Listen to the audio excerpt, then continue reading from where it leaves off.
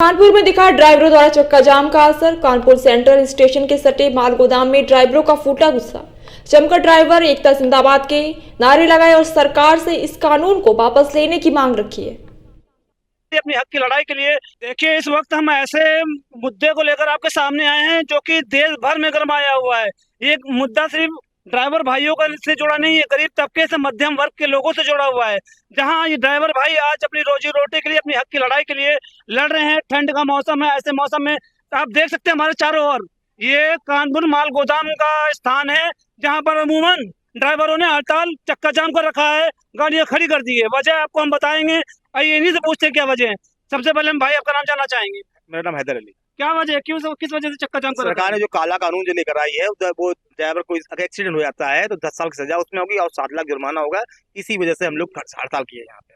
तो इसमें तो सरकार का जैसे कहने में ड्राइवरों का भी है, ड्राइवरों का हित है, ड्राइवरों का फायदा है इसके अंदर। कोई फायदा नहीं है भाई। हम किसी अगर एक्सीडेंट करते हैं किसी से बाई चांस, अगर हम भागना चाहें तो अगर भाग जाते हैं तो ये सजा हो जाएगी। अगर नहीं भागते हैं तो पब्लिक मार देगी ना हम लोग को।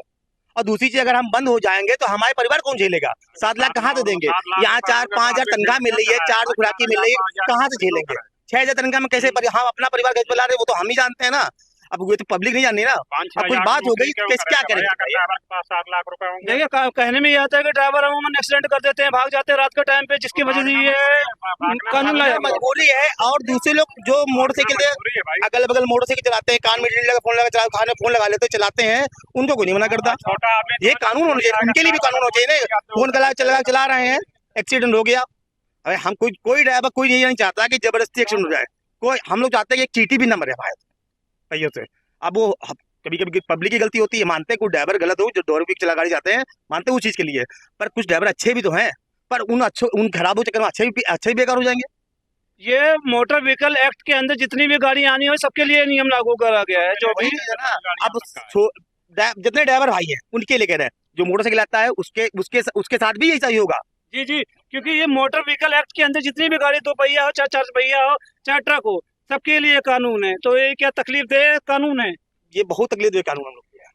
क्या नाम है आपका? इसामुद्दीन। क्या लगता है आपको इस कानून को आने से क्या ड्राइवरों के ऊपर असर पड़ता है या रोजमर्रा की जिंदगी में असर पड़ता है? ड्राइवरों पे तो असर पड़ता है, रोजमर्रा की जिंदगी पे भी असर पड़ता है। जब ये गाड़ियां चलेंगी नहीं तो कुछ अनाज हो गए, सब्जी हो गए, कुछ इधर उधर हो नहीं पाएगा।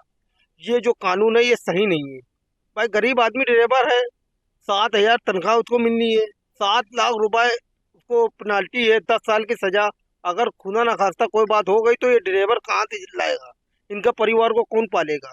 ड्राइवर एकता जिंदाबाद, ड्राइवर एकता जिंदाबाद, ड्राइवर एकता।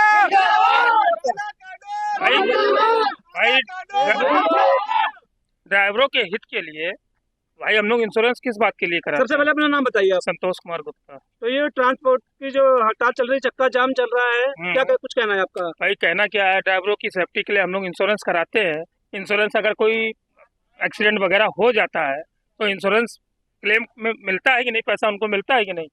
और उसके बावजूद ड्राइवर के ऊपर ये लेवल्टी डाली जा रही। मोटर मालिक तो गाड़ी नहीं चलाता है, इंश्योरेंस किस बात के लिए कराया जाता है? थर्ड पार्टी इंश्योरेंस का पैसा क्यों दिया जाता है?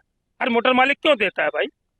इसीलिए तो दिया जाता है कि थर्ड आदमी को कोई बात हो जाती है तो केस दायर होता है, ड्राइवर वहाँ उपस्थित होता है, उसके बाकायदा क्या कहते हैं भाई ड्राइवर की भी जमानत होती है कि नहीं होती है। थर्ड पार्टी इंश्योरेंस का पैसा किस नाम पे लिया जा रहा है ये बताइए। ये ड्राइवर के प्रति ये 7 लाख रुपए और 10 साल की सजा क्यों करी जा रही है? कहीं ना कहीं इससे अर्थव्यवस्था भी डगमगाई है देश की। वो तो डगमगाएगी भाई। फिर इंश्योरेंस का मतलब क्या रह गया? इंश्योरेंस हम लोग किस चीज के लिए कराते हैं? थर्ड पार्टी इंश्योरेंस किस बात का होता है?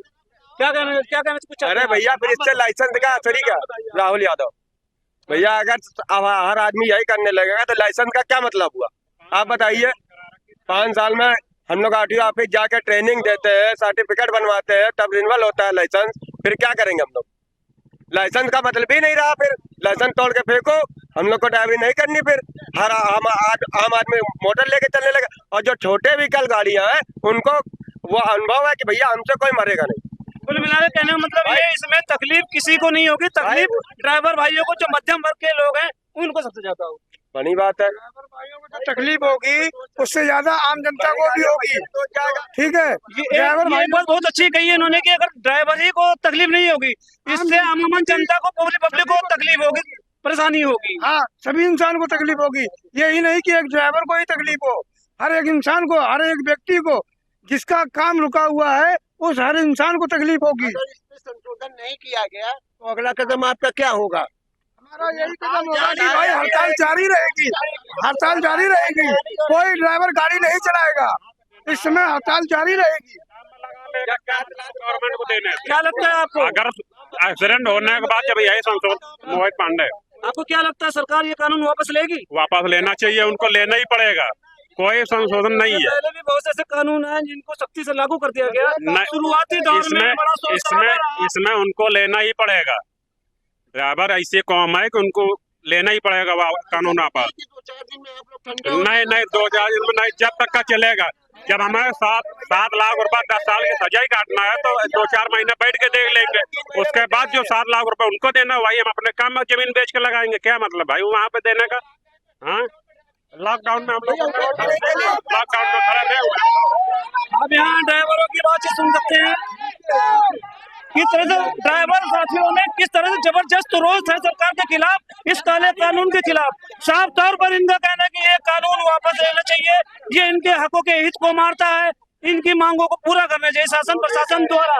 श्री माननीय जी अमित शाह जी से ये पूछे जा रहे हैं कि ये जो उठा के किसी ड्राइवर भाई से या किसी से सलाह लिया है, उठा के जब जवान जो है कह दिया कि ये लागू हो गया, जो चीज में ड्राइवर है जो है उसके लाने जो है कोई सोचा उन्होंने कि कभी यदि हम ठीक है, हम जनता को कोई दुर्घटना होती है, हम जनता को उठाना चाहते हैं, ले जाएंगे अस्पताल। क्या नाम है मेरा नाम अजय राजपूत है। क्या कुछ और कहना मेरा एक मेरा सवाल माननीय प्रधानमंत्री जी से है।